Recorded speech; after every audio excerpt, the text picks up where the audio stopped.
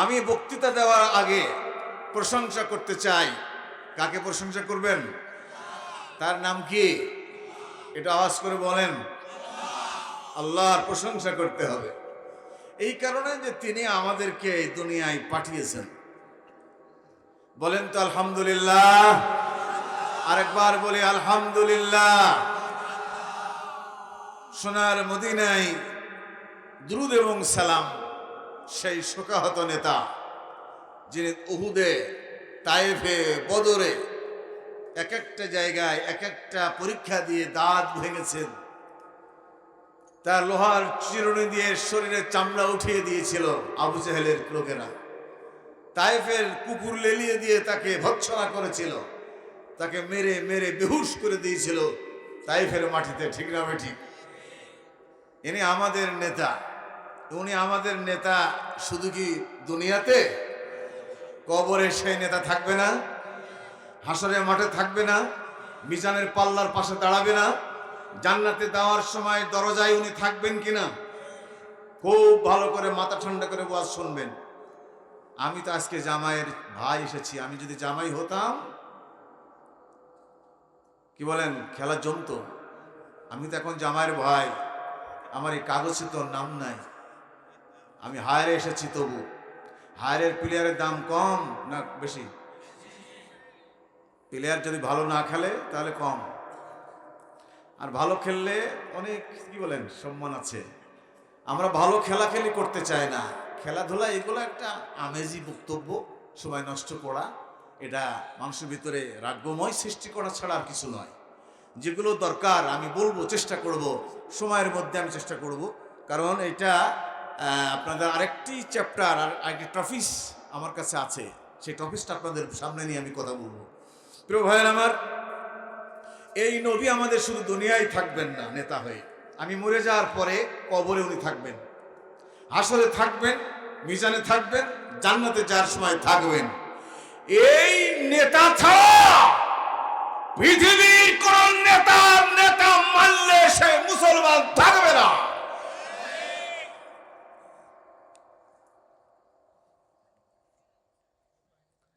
আপনারা ভয় পেলেন নাকি?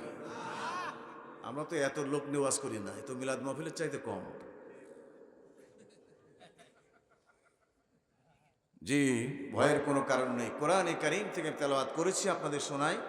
এই সূরাটার নাম হলো সূরা শুরা। কি নাম বললাম? শুরা। নাজিল করা হয়েছিল মক্কি জীবনে নবীজির উপরে। এই আয়াতের সাথে আপনাদের কিছু পরিচয় করব, নট তাফসীর মাহফিল। যিনি প্রধান আছেন তিনি সময় নিয়ে কথা বলবেন, আমার মেহেদি হাসান। আমার প্রিয় ভাইয়ের আমার, আমি কিছু কথা বলবো যে কথাগুলো আপনাদের না জানা থাকতে পারে।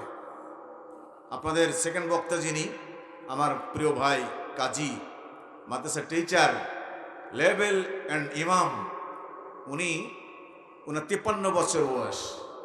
কত বছর? আমাকে বললো আমার বয়স 53 হয়েছে। আচ্ছা, আপনার মার্কিং করুন তো, আমার দেখে কি মনে হয় আপনাদের বয়স 25, 26, 27, 32 এরকম থাকে না? তাই তো মনে হয় নাকি? মাশাআল্লাহ, মাশাআল্লাহ। আপনারা যে অনুমান করতে পারেন, এটা আল্লাহ শুকুর, সুবহানাল্লাহ বলেন। 71-এর আগে 70 জন্ম হলে কত হবে আমার বয়স? দেশ স্বাধীন হয়েছে 54 না? 54 বছর দেশ স্বাধীন হয়েছে। তো এই পর্যন্ত একটা সংখ্যা করা যায়, তাতে মনে হয় না আমাদের দেখে, তাই না? এটা আল্লাহর রহমত, সুবহানাল্লাহ বলেন। বাংলাদেশে কোনো হাফেজ, কোনো ইমাম, কোনো কারি, কোনো মাওলানা, কোনো মুহাদ্দিস, কোনো বক্তার চেহারা কমা আছে বলে এখনো চোখে পড়ে না, সুবহানাল্লাহ বলেন। 88 বছর বয়স দেলাওয়ার হোসেন সাঈদী, শেষ পর্যন্ত একই রকম দেখা গিয়েছে, সুবহানাল্লাহ বলেন। দেলাওয়ার হোসেন সাঈদীর নাম কিছুদিন আগে বললে গুনাহ হতো বাংলাদেশে এক শ্রেণীর মানুষের কাছে। তার নাম বললে কি সওয়াব হতে পারে না? গুনাহ হতে পারে খুব। এখন তো শীত পড়ে না, আপনি মাফলা বাঁধছেন কেন? কান বাঁধছেন কেন? কান খুলে রাখেন, কাজে লাগবে। আবার কবে হবে দেখা? আসছে আমি একা, গলাটা খুব বেঁকা, শরীর তো খুব নাই সোজা। কি অবস্থা আপনাদের! যশোহরের মানুষ আমরা, আমাদের মধ্যে ইমানের জোশ আছে, পাওয়ার আছে, সুবহানাল্লাহ বলেন। ভাইয়ের আমার, আমি আগে আপনাদের মেসেজ দিয়েছি, এই নেতা 4টা 5টা জায়গায় আমাকে রিসিভ করবে। আমরা যারা দুনিয়ায় যেসব নেতার পিছনে জিন্দাবাদ দিয়েছি, এরা কি একটাও কবরে যার দাঁড়িয়ে সুপারিশ করবে? মিজানে পাল্লা দাঁড়িয়ে সুপারিশ করবে? হাশরে মাঠে দাঁড়িয়ে সুপারিশ করবে? এই কথাটা বুঝতে আপনাদের এত দেরি হয় কেন? আওয়ামী লীগের লোকের দেরি হলো কেন? বিএনপির লোকদের দেরি হয় কেন? জামাতের লোকদের বুঝতে দেরি হয় কেন? তাবলীগের লোকদের বুঝতে দেরি হয় কেন? পীর মুরিদানদের বুঝতে দেরি হয় কেন? এই নেতাকে বাইপাস করে যদি আপনি কিয়ামত পর্যন্ত নামাজ পড়েন, হজ করেন, আপনি জান্নাত খুঁজে পাবেন না। আধা ঘন্টার ওয়াজ আমি 1 মিনিটে বলে দিলাম, কারণ আমার একটা টপিস আছে মাথার মধ্যে, আমি সেই দিকে যাব। ভাইয়ের আমার, কথা খারাপ লাগে? আমি কারোর বিরুদ্ধে কথা বলি না, দাওয়াত কম হইলেও আমি ওইটা বলি না। কাদের কি করেছে, হাসিনা কি করছে, এটা কি বলার খুব দরকার?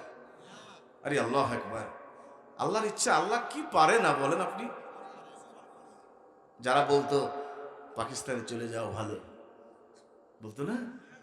একটা হুজুর কি পাকিস্তানে গেছে? ঠিক যার জায়গা, ঠিক যেখানে যার ভালো লাগার জায়গা, আল্লাহ ঠিক তাকে সেখানে নিয়ে থুয়ে রেখে আসছে। ঠিক না বেঠিক? নিরাপত্তার সাথে আছে। মানুষ তো নিরাপদ চায়, ঠিক না বেঠিক বলে?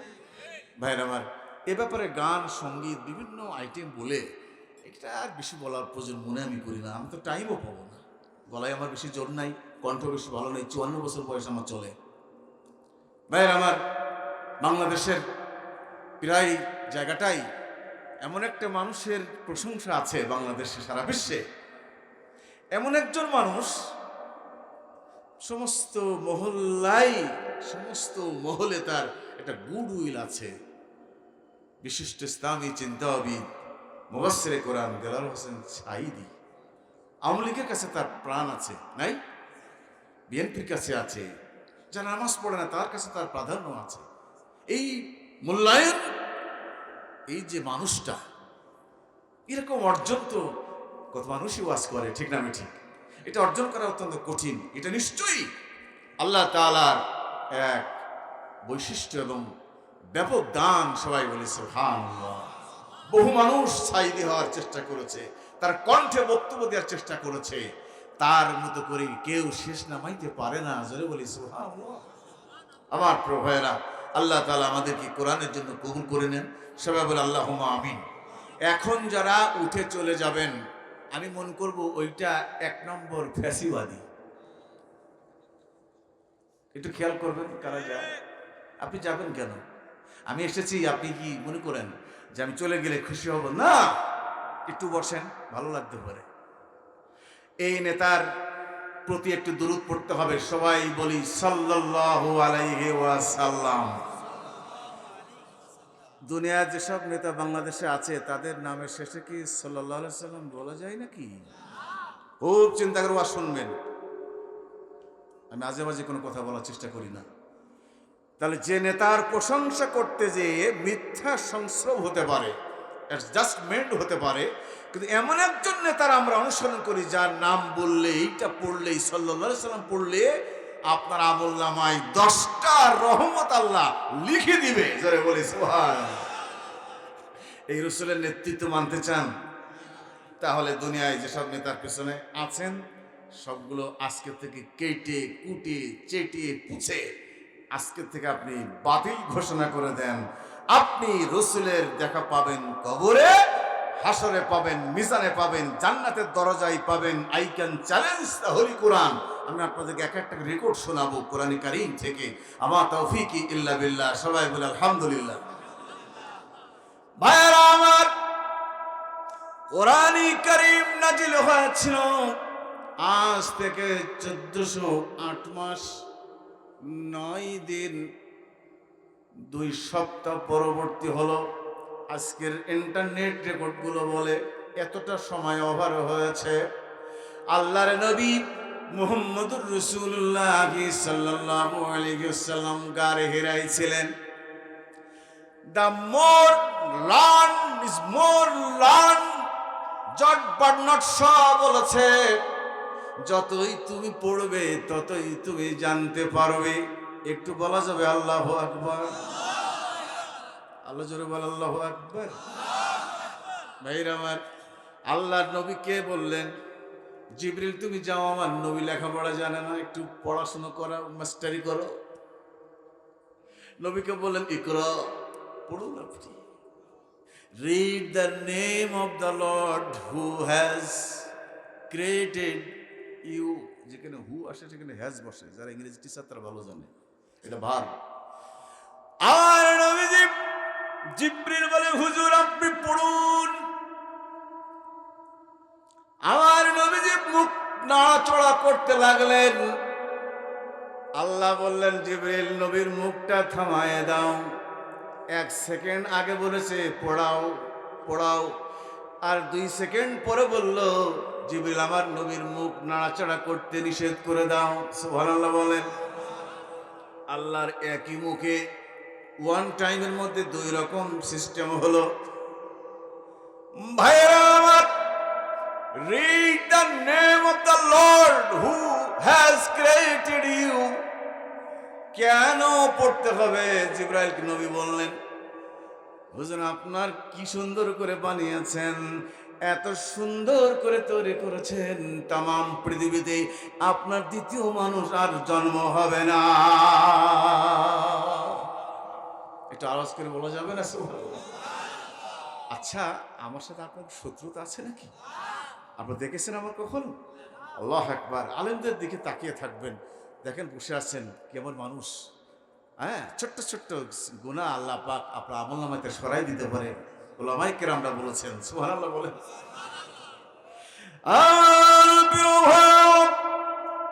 আমি খুব ভালো জানি বাংলাদেশের জনগণ, শ্রোতা মণ্ডলীরা আস্তে আস্তে কথা বললে মানুষ বক্তৃতা শুনতে চায় না, একটু আওয়াজ করে জোরে জোরে বললে মানুষ শুনতে চায়, ঠিক না বেঠি?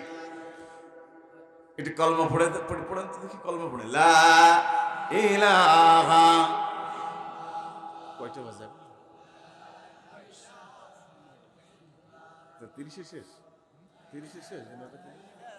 টাকা চাবো কখন? মেহমানকে আসছে স্টেজে? আচ্ছা আলহামদুলিল্লাহ, এখন নিয়ে এসেন না, আমার একটা ট্রফিস দিয়েছেন। আমি খুব গরিব মানুষ তো, ফকির ফাকরা, একটু টাকা পয়সা দরকার আছে। আমার প্রভাব গভীর মনোযোগ দিয়ে শোনেন। আল্লাহর নবী মুহাম্মদুর রাসূলুল্লাহ সাল্লাল্লাহু আলাইহি ওয়াসাল্লাম বলছে আপনারে এমন করে বানিয়েছেন, এত সুন্দর করে বানিয়েছেন। আল্লাহর নবী আঙ্গুল উঁচু করার সাথে সাথে আকাশের চাঁদ 2 খণ্ড হয়েছিল না হয়নি? আমার নবীজি পা উঁচু করে দিয়েছেন একটা। আল্লাহ তাআলা মিরাজ পর্যন্ত আরশে আজিম ভ্রমণ করিয়েছিল। সুবহানাল্লাহ বলেন।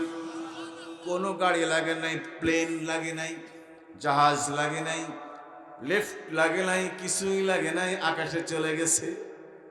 আল্লাহর নবী শুয়ে থাকতেন, ঘুমাতেন, বসে থাকতেন, মশা লাগতো তার শরীরে, থাবা দিয়ে মশা মারতেন না, মশা লাগতেও না, এটা মুফাসসিররা বললেন। ভাইরা আমার, এমন মানুষ তো ইতিহাসে দেখা যায় না। কোনো মানুষ কাছে গেলে কখনো ঘৃণা করছলে কথা বলে নাই, অভূমিকা দেখাই নাই, কারো জমিন ফাঁকে দেয় নাই, অতগুলো স্ত্রী লালন করেছে, কারণ আপনার ডিভাইডেড করে নাই, ডিসমিস ডিপ্লোমেসি করে নাই, পক্ষ বিপক্ষ করে নাই। এমন মানুষ জীবনে কখনো মিথ্যা কথা বলে না, ঠিক না? ভাইরা আমার, এমন একজন মানুষ যিনি রাত্রেবেলায় দাঁড়িয়ে কেরাত পড়তেন, মাহে রমজান সারা রাত পার হয়ে যেত কোরআন তেলাওয়াত করতে করতে, ঠিক না বেঠিক? ভাইরা আমার, এমন মানুষ কি আমাদের বাংলাদেশে পাওয়া যাবে? কোন আলেমের মধ্যে পাওয়া যায় নাকি? খুব, তাও যাবে না, এরকম পাওয়া যাবে না। তাহলে সে তো নবী হয়ে যেত, ঠিক না বেঠিক? ভাইরা আমার, মশায় কামড়াই নাই, এত সুন্দর চার চেহারা আল্লাহ বানিয়েছেন এত সুন্দর করে। তাকে কষ্টও দেয় নাই। আমার আল্লাহ এত সুন্দর করে ভালোবেসে বানিয়েছেন। খুব গভীর মনোযোগ দিয়ে শোনেন, আমার সেই এত সুন্দর নবী জীবনে কখনো মশা মাছি তার কামড় দেয় না, যার শরীরে টোকা দিলে ফিনকে দিয়ে রক্ত বাহির হয়ে যাওয়ার মতো অবস্থাও হতো। এত সফটার, এত নরম প্রকৃতির তার শরীরের চামড়াগুলো বানিয়েছিল আমার আল্লাহ। দাঁতগুলো ঝিলমিল ঝিলমিলি করতেন। আমার প্রিয় ভাইরা, উহুদের ময়দানে আমার নবীকে মেরে বেঈমান আবু জাহেলের বাচ্চারা দাঁত ভেঙে দিয়েছিল। এত ভালো মানুষ, তাকে মারা যায়? তাকে মারে নাই। ভাইরা আমার, তার লোহার চিরুনি গরম করে করে পিঠের চামড়াগুলো উঠিয়ে নিয়ে হয়েছিল। মৃত্যুকালে আয়েশা সিদ্দিকা রাদিয়াল্লাহু তাআলা আনহা বললেন, হুজুর, জীবনে আপনার কোনো প্রশ্ন করার সাহস পাই নাই, এগুলো কেন হয়েছে? ঘায়ের কোনো তার তিলক দেখা যায়, কালো কালো ঘা হয়েছিল কখনো? আপনি বললেন, না না আয়েশা, কি বললে তুমি? আমার গায়ে চাঁদের চাঁদ আমার হার মেনেছে, আমার আল্লাহ এমন করে বানিয়েছিল। কিন্তু তুমি জানো না ও আয়েশা, তায়েফের ময়দানে যুবক ছেলে কাফিরেরা পাথর মেরে মেরে আমার যে বেহুশ করে দিয়েছিল, 1 নয় 2 নয় 632টা আমার চিহ্ন আমার ব্যাক পিঠের মধ্যে আছে। তুমি খুঁজতে থাকো, এখনো লুকিয়ে যায় না। এমন মানুষ কি আছে দুনিয়ায়? ভাইরা আমার, আপনি তাহাজ্জুদ পড়েন, আপনি সিল্লা দেন 10 বার 20 বার, আপত্তি নেই আমাদের। আপনি পীরের মুরিদ হন, যান হন না কেন, অসুবিধা নেই। আপনি হজ করেন, কি সুফি মানুষ, কি সুন্দর নরম মানুষ, সব আপনার শ্রদ্ধাও করে। আমারও ভাইরা, আপনি কেমন ইসলাম করেন, আমি কেমন কোরআন পড়েন, আপনি কি তাফসীর পড়েন, আপনি কি হাদিস পড়েন, আপনি কি মুহাদ্দিস হয়েছেন, আপনি কি মুফাসসির হয়েছেন, আপনি কি ইসলাম পালন করেন, আপনি কি তাসবিহ তেলাওয়াত করেন, আমার নবীর মতো মানুষ মার না খেয়ে কবরে যায় না। ঠিক না বেঠিক? আমি কি রাজনীতির কথা বলছি? বাংলাদেশে তো পচা রাজনীতি, ওর কি বলবে? 54 বছর রাজনীতি করে আসছে বাংলাদেশে, শান্তি হয়েছে? শান্তি পাওয়া গেছে দেশে? ভাইয়ের আমার, 16 বছর গেল, 15 বছর গেছে, স্বৈরাচার এরশাদ গিয়েছে, 12 বছর রাষ্ট্র চালিয়ে জেল খেটেছে 13 বছর। ঠিক না বেঠিক? ভাইয়ের আমার, এই তো আমাদের নেতা, এই তো আমাদের নেতা। বিশ্বাস করেন, কোরআনের তাফসীর শুনতে হলে মাজায় গামছা বেঁধে ভাট শক্ত করে তাফসীর মাহফিলে আসতে হবে। কোন বেঈমান, কোন দুর্বল মানুষ আমাদের কথা সহ্য করতে পারবে না। ঠিক না? ভাইয়ের আমার, 54 বছরের বাংলাদেশ স্বাধীন করেছেন, বহু নেতা জিন্দাবাদ দিয়েছি আমরা। যেই রাসূল কবরের নেতৃত্ব দিবে, হাসরের নেতৃত্ব দিবে, মামার জান্নাতের দরজায় নেতৃত্ব দিবে, বাংলার জমিনে যতদিন পর্যন্ত এই রাসূলের আদর্শ প্রতিষ্ঠিত না করা যাবে, সেই রাসূলের উলামায়ে কেরাম, সেই রাসূলের উত্তরসূরি, সেই নেতৃত্ব যতদিন পার্লামেন্টে কায়েম না করা যাবে, ততদিন মাঠে ময়দানে মিছিল করে, গান গেয়ে, ওয়াজ করে কোনো লাভ হবে না। ঠিক না? পারা যাবে তো? চেষ্টা করা যাবে না? আলহামদুলিল্লাহ বলেন। তাহলে আল্লাহ নবী এত ভালো মানুষ, আল্লাহ তাকে এত ভালোবাসতে, সেই মানুষটার কি মারে নাই? আচ্ছা, আমি কি তার সাথে বড় দামি হুজুর? ওরে বাবা, লুঙ্গি পরে পান চাওয়ায় জাগর কাটা স্টেজে, শুধু পান খায় আর থুতে ফেলে, আবার এখানে একটা বাটি আবার এখানে দেয়া লাগে। পান কি বেয়াদব হুজুর। আল্লাহ রাসূল পরিচ্ছন্ন ছিলেন, তিনি দাঁত মাজা মেশাকটা এটা আপনার সুন্নাত করে দিয়েছেন। কেন করেছেন? দাঁতগুলো পরিপাটি থাকবে, কোন আলমি স্মার্ট থাকবে, আলেম করে শয়তানের ভয় পায় না। ঠিক না বেঠি? এত বড় পেট, তুমি পেট নিয়ে জিহাদ করবো? বাতিলের ডোনার টাকা পয়সা খেয়ে তোমার পেট বড় হয়েছে, তোমার দিয়ে ইসলাম হবে না, ঠিক না ঠিক? প্রিয় ভাইয়ের আমার, প্রশংসা করছি সেই রসুলের। আজ আমি আপনাদের সামনে কথা বলতে পারবো না, অনেক ডিউটি আমার ছিল, অনেক স্বপ্ন ছিল কথা বলার, কিন্তু বলতে পারবো না। আমি জানি না আপনাদের সাথে কি বলছি। প্রিয় ভাইয়ের আমার, এই জন্য আজকের এই মহফিল একটি ভিন্ন পরিবেশ। যে মহফিলে কালেকশন হয়, এই মহফিলের শেষ পর্যন্ত সুশৃঙ্খলা বজায় রাখা অত্যন্ত কঠিন ব্যাপার। এটা তাফসিরে করার মহফিল। তাফসির মহফিলে যদি টাকা চাওয়াচাইয়ের বিষয় থেকে থাকে, এটা শর্ট টাইমে করতে হয়, প্রধান বক্তার টাইম একটু কমে যায়, ঠিক না ঠিক? প্রিয় ভাই আমার, আমি আপনাদের কাছে একটু ভিক্ষার ঝুলি হাত বাড়াইব।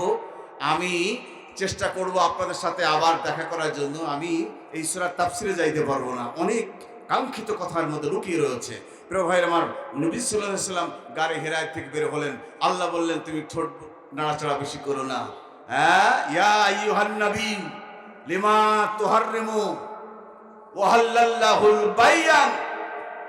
আল্লাহ তাআলা বলছেন আমি এক জায়গায় সুদ হারাম করে দিয়েছি, আর আমি তোমার অল্প সময়ের জন্য আমি তোমার কথা বলা, মুখ নাড়াচাড়া বন্ধ করে দিলাম। সুবহানাল্লাহ বলেন। লিসানাকা লিতাজালা বিহি, আপনার ঠোঁট কষ্ট হচ্ছে নাড়াচাড়া করতে, আমি আপনার কষ্ট দিতে চাই না। সুবহানাল্লাহ বলেন। হাফিজখানায় হাফিজ সাহেব ছাত্রদের বলে হা করো সবাই, কোরআন শরীফ মুখস্থ হয়ে যাবে, ফজিলত মুখস্থ হয়ে যাবে, পড়তে হবে না? বছরকে বছর পড়াতে হয় না, হয় না? তাহলে রসুলের কোরআন শিক্ষা দেওয়া আর আমাদের কোরআন শিক্ষা দেওয়ার বিশেষ বিষয়টা এরকম কাছাকাছি হবে, কিন্তু এরকম না, ঠিক না ঠিক? ওটা আল্লাহ তাকে মুখস্থ করে দিয়েছেন। সুবহানাল্লাহ বলেন। আল্লাহ রাব্বুল আলামিন বলেন ওয়া ইন্না আলাইকুম লাহাফিজিন।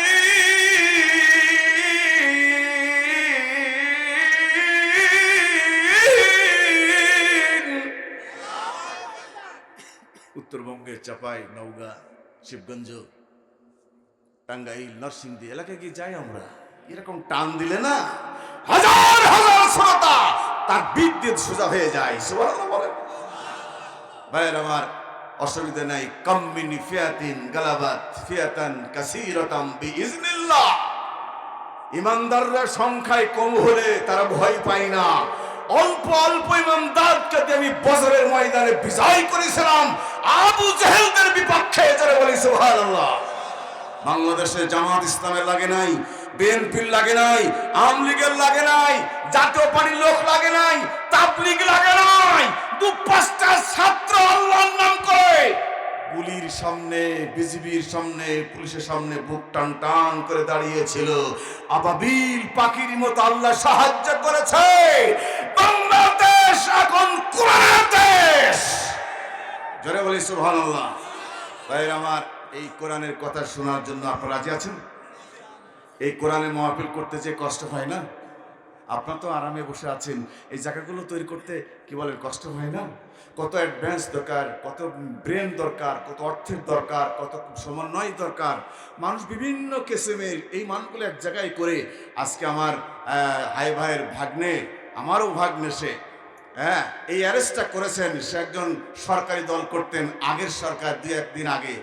আল্লাহর কাছে শুকর আদায় করছি যে এমন একটা মহফিল, কোরআনের মহফিল, ধর্মীয় মহফিল, তাফসীর মহফিল নেতৃত্ব দিয়ে কায়েম করেছে। আমি দোয়া করে গেলাম, আল্লাহ তুমি তার খাপ্পাবের মতো এই সমস্ত ফাঁসিবাদী লাইনচ্যুত করে দিয়ে কোরআনের তুমি তার মাস্টার বানিয়ে দাও। জোরে বলি সুবহানাল্লাহ। আল্লাহ যেন কবুল করে নেয়। সবাই বলে আল্লাহুম্মা আমিন।